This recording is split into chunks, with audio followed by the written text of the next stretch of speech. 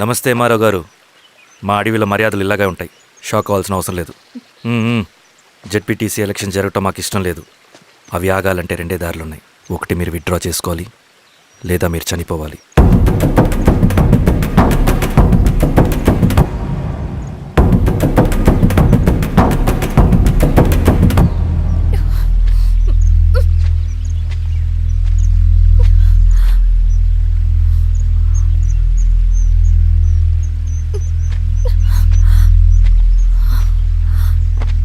Central committee meeting ఉందని కబురు వచ్చింది. మేము వచ్చేలోపు ఎలక్షన్స్ ఆగిపోయే న్యూస్ రావాలి.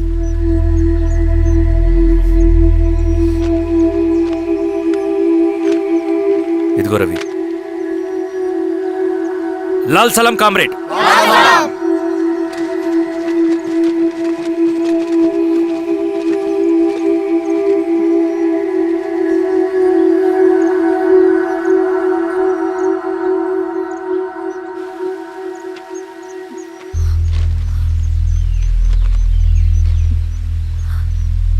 ప్రపంచంలో గొప్పవాళ్ళ చావులన్నీ నమ్మక ద్రోహంతోనే జరుగుతాయని నిరూపించావు రవి.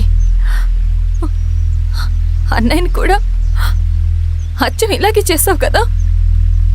ఎందుకు రవి? ఏం జరిగింది?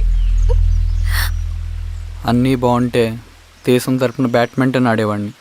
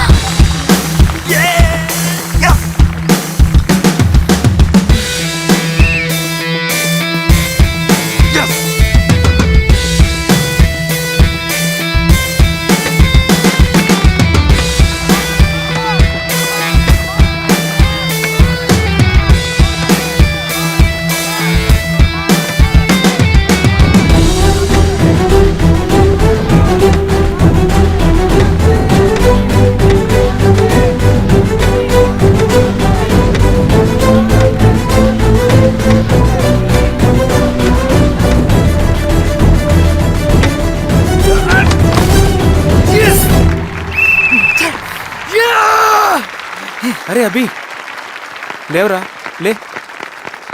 Congratulation. Thank you sir. Ravi,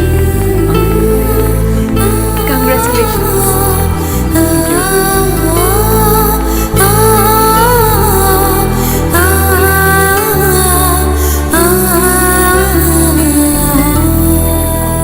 sir, Gangineni Venkateswara Rao గారి ఎర్రజెండ పుస్తకం ఎక్కడుంది? రవి దగ్గరుందమ్మా.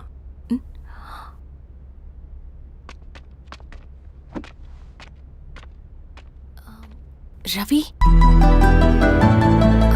మీకు ఈ బుక్స్ అంటే ఇష్టమా? అవును, నీకు కూడానా? నేను ఇప్పుడిప్పుడే చదువుతున్నా. సైలెన్స్.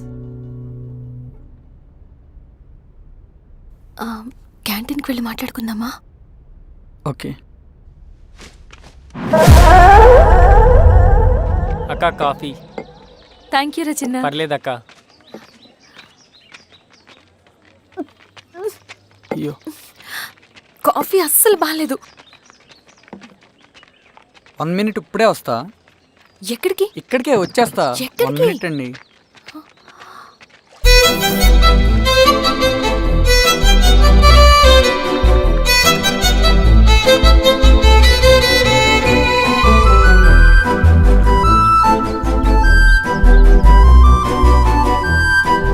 ఒకసారి ఈ కాఫీ టేస్ట్ చేయండి.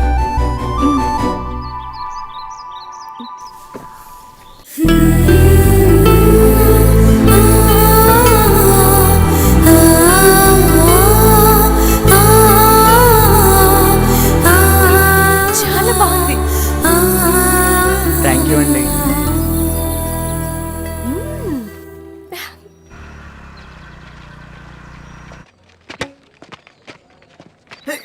వావ్.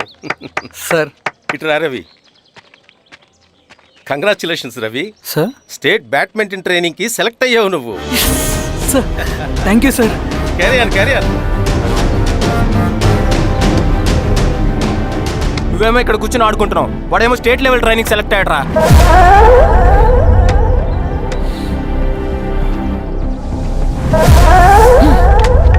అరే మొత్తానికి నువ్వు అనుకున్నది సాధించావురా. రే ఎప్పుడు మనం ఎంచుకున్న మార్గమే మన జీవితాన్ని మారుస్తుందిరా. Hi Ravi. All the best Ravi. నీకోసమే తీసుకో. Thank you. బాయ్.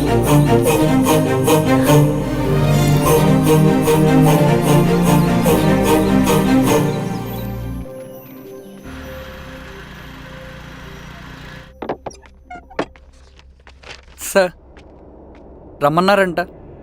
ఎందుకు ఇలా చేసావు రవి నువ్వు? ఏవేంటి సార్, నేనేం చేశాను? ఇదేమిటో చూడు. Question paper sir. అవును, రేపు జరగబోయే టర్మ్ ఎగ్జామ్ పేపర్. నువ్వు లీక్ చేసిన పేపర్. సార్ అసలు నువ్వు ఇలా చేస్తావనుకోలేదు. సార్ నేను క్వశ్చన్ పేపర్ లీక్ చేయట్లేండి సార్. నేను అంతా చదువుకుంటూ రూమ్లోనే ఉన్నాను సార్. నన్ను నమ్మండి సార్. ఈ జెర్సీ నీదే కదా?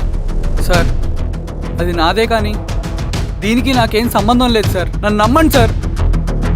మల్లయ్య, సార్ నిన్న రాత్రి ఏం జరిగింది?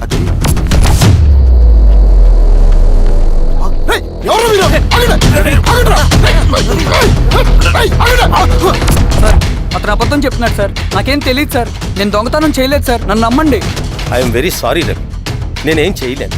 తప్పు నువ్వే చేసావని అన్ని నీ వైపే ఉన్నాయి. నిన్ను రెస్టికేట్ చేయడం తప్ప నాకు వేరే ఆప్షన్ లేదు. సార్ అంత పని చేయమాకండి సార్. నా లైఫ్ పోతుంది సార్. ఇండియా తరపున బ్యాడ్మింటన్ ఆడాలన్నది నా డ్రీమ్ సార్. నన్ను నమ్మండి సార్. సార్ సార్ సార్ నాకేం తెలియదు సార్. నన్ను నమ్మండి సార్. సార్ నాకేం తెలియదు సార్. నిజంగా నాకేం తెలియదు సార్. సార్ నన్ను నమ్మండి సార్. సార్ నేనేం తప్పు చేయలేదు సార్. నాకేం సంబంధం లేదు సార్. నన్ను వదిలేయండి సార్. సార్ నన్ను వదిలేయండి సార్. కాలేజ్ తరఫున స్టేట్కి వెళ్ళి ఆడదాం అనుకున్నాను నా కొడుకు. తాళం అక్కడే ఉంది కదా.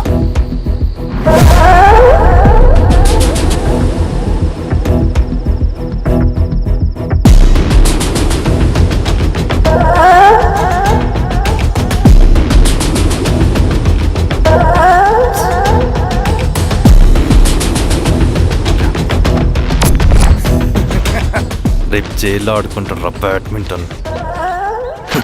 సార్ నన్ను ఎందుకు తీసుకొచ్చారు సార్? నాకేం తెలియదు సార్. పేపర్ లీక్ చేసింది. సార్, నేను చేయలేదు సార్. నిజంగా నేను చేయలేదు సార్. సార్ సార్ నిజం సార్. సార్ రేయ్, నీ తరపున ఎవరు లేరా? వచ్చి ఫోన్ చేసుకో త్వరగా.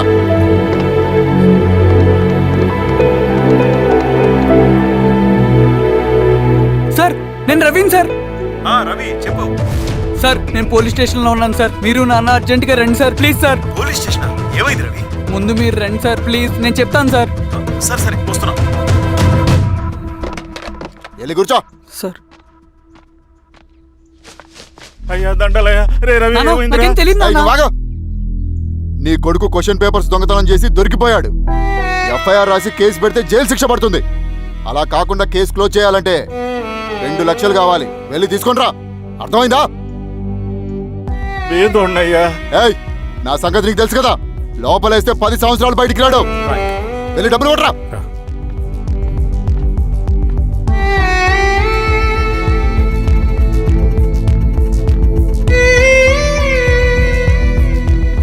దండలయ్యా. ఇదిగోనయ్యా 2 లక్షలు.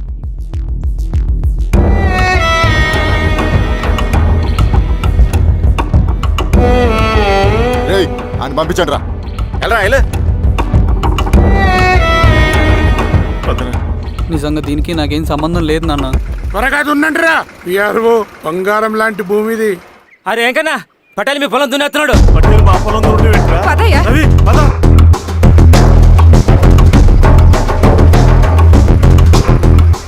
ఏయ్, కానీ అంటరా. అయ్యా పట్టేలయ్యా. మా పొలంలో మీరు దున్నుతున్నారండి. ఏయ్, నా పొలంలో నేను దున్నకుంటే వాడు దున్నుతాడారా? అన్యాయం అయ్యా. ఏయ్, ఏంద్రా అన్యాయము? పొలం అమ్మినావు కదా, కొనుక్కున్న పొలంలో దున్నుతుంటే అన్యాయం అంటారేంట్రా? ఏ విఆర్ఓ ఆ పేపర్ లే చూడరా. మంచిగా చూసుకుంటారా. పొలం అమ్మేవా నాన్న? అమ్మలేదురా, తాకట్టు పెట్టా. ఏయ్, తాకట్టు కాదురా, నువ్వమ్మావు, నేను కొన్నాను. నేను అమ్మలేదయ్యా. వీడు నా దగ్గర 2 లక్షలు తీసుకొని ఈ పొలం అమ్మాడు. 2 లక్షలా? ఎందుకు? మీ వాడు చేసిన నిర్వాకం వల్ల చదువుకోరాని కాలేజీకి పంపితే ఆడుతూ పాడుతూ ఎగ్జామ్ ఫెయిల్ అవుతాడని తెలిసి ఆ పేపర్ లీక్ చేశాడు వీడు. ఏంటయ్యా ఇది? పోలీస్ కేసు అవుతుందని తెలిసి వీడు నా దగ్గరకు వచ్చి 2 లక్షలు తీసుకుపోయి వాడిని బయటికి ఇరిపించిండు. ఏం రా, అంతేనా కదా? ఇది అన్యాయం అయ్యా. నేను నమ్మలేదయ్యా. అవి దొంగ కాగితాలయ్యా. ఏం తమాషా చూస్తుండ్రా? పని చేసుకోకండి. ఇవి దొంగ కాగితాలయ్యా. నన్ను నమ్మండయ్యా. ఏయ్, దొంగ పేపర్. అవును. చాలా దొంగ. పదండ్రా. నేను నమ్మలేదే. వాళ్ళు మనల్ని మోసం చేశారు. వాళ్ళు మనల్ని మోసం చేశారు. వాళ్ళు మోసం.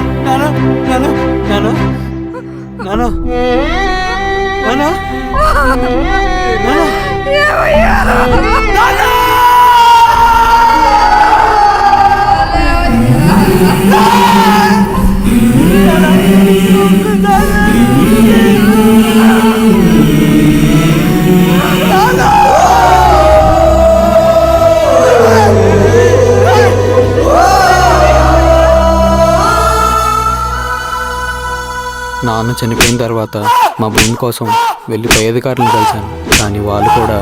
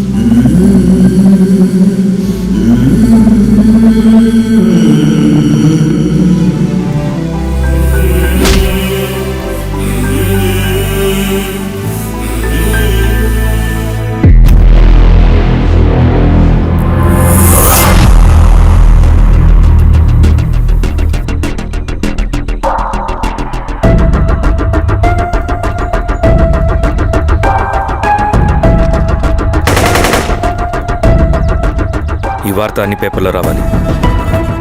ఈ లెటర్ బాధితుడికి అందించండి. లాల్ సలాం. లాల్ సలాం.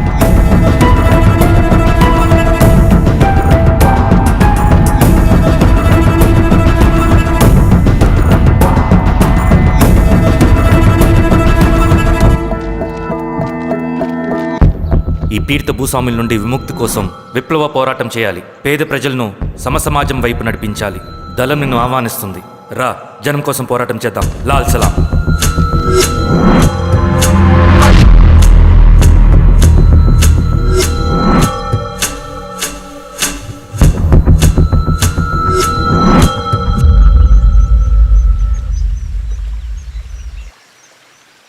నాకు పట్టిన గతి ఇంకెవ్వరికీ పట్టకూడదని ఉద్యమంలోకి వచ్చాను. ఇన్ఫార్మర్గా చేరాను. దానికోసం ఎంతమందినైనా చంపుతాం, చేస్తాం. కానీ మేమనుకున్న సమాజం తీసుకొస్తాం. కమ్యూనిస్ట్ రాజ్యాన్ని స్థాపిస్తాం. సమాజమా అంటే? రష్యాలో, చైనాలో, వియత్నంలో మా కమ్యూనిస్టులు విప్లవం ద్వారా సాధించిన ఆదర్శ సమాజం.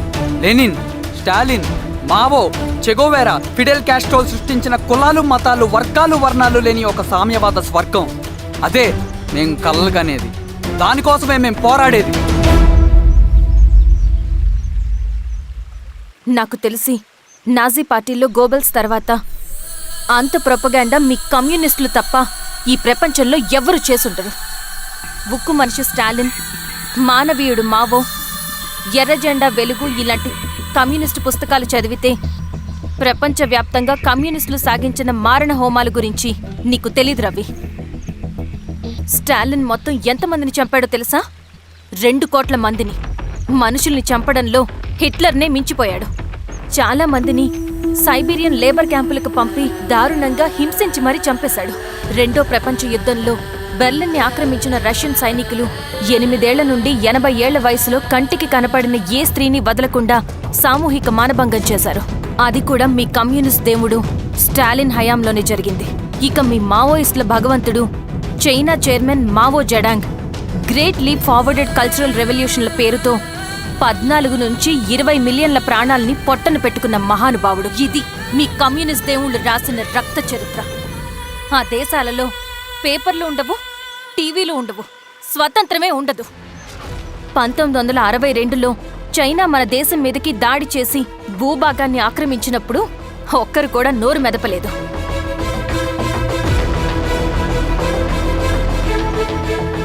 కమ్యూనిస్టుల మానసపుత్రులైన మీ నక్సలైట్లు ఏమైనా తక్కువ తిన్నారా? పశ్చిమ బెంగాల్లోని నక్సల్బరి అనే గ్రామంలో 1965లో జోతేదార్ల దౌర్జన్యానికి వ్యతిరేకంగా పుట్టిందే మీ ఉద్యమం. A for arms, B for Bengal, C for Charu Majumdar. చారు మజుందార్ చెప్పిన స్టేట్మెంట్ గుర్తుందా? వర్గశత్రువుని ఖతం చేసి వాడి నెత్తుట్లో చేతులు ముంచని వాడు విప్లవకారుడు ఎలా అవుతాడు? అక్కడి నుంచి మొదలైంది మీ నక్సల్స్ హింసాకాండ. 1965 నుంచి ఇప్పటిదాకా 1,00,000 మందిని ఉద్యమం పేరుతో చంపేశారు. కేఎస్ వ్యాస్, పరదేశీ నాయుడు, ఉమేష్ చంద్ర, శ్రీపాదరావు, దుగ్గిరాల వెంకట్రావు, హైగ్రీవాచారి, బుడ్డా వెంగల్ రెడ్డి, ఇలా చెప్పుకుంటూ పోతే ఎంతో మంది మీ చేతుల్లో చంపబడ్డారు. ఇంతమందిని చంపి ఏం సాధించారు మీరు? కంపెనీలు తెచ్చారా? ఉద్యోగాలు ఇప్పించారా? ఇళ్లు కట్టారా? హాస్పిటల్స్ పెట్టారా? ఏం చేశారు మీరు? You did nothing. కడితే డెవలప్మెంట్, కూల్చితే విధ్వంసం. విధ్వంసం చేశారు కానీ డెవలప్మెంట్ ఏం చేశారు మీరు? అంటే ఇన్నేళ్ల ఉద్యమంలో మేం మంచి చేయలేదా? లేకే, ఖచ్చితంగా చేశారు. తెలంగాణ సాయుధ పోరాటం, శ్రీకాకుళం సాయుధ పోరాటం వాళ్ళ చలవే. భూస్వాములు తగ్గి కూలీ రేట్లు పెరిగాయి అంటే అది మీ చలవే.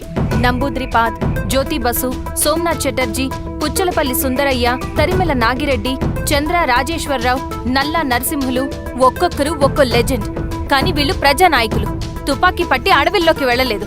ఎలక్షన్స్ లో గెలిచి ప్రజా సమస్యల్ని పరిష్కరించారు. కానీ మీరేంటి ఎలక్షన్స్ వద్దు అంటున్నారు? ఒక తుపాకీతో మనిషి ప్రాణాలు తీసే బదులు ఒక పెన్నుతో 10 మంది ప్రాణాలు కాపాడొచ్చు. మీలాంటి వాళ్ళు ఉండాల్సింది ఎర్ర జెండా నీడలో కాదు, దేశ జెండా నీడలో. చంపుకుంటూ పోతే ఒకరోజు మనకిష్టమైన వాళ్ళని కూడా చంపుకోవాల్సి వస్తుంది రవి. నా మాట విను. ఇవన్నీ వదులుకుని నాతో రా. ఈ అడవి బయట నీకు గొప్ప ఫ్యూచర్ ఉంది. రా. సంతకం పెట్టండి శిరీష. నేనెందుకు చెప్తున్నానో అర్థం చేసుకోండి. రవి, సంతకం పెట్టండి.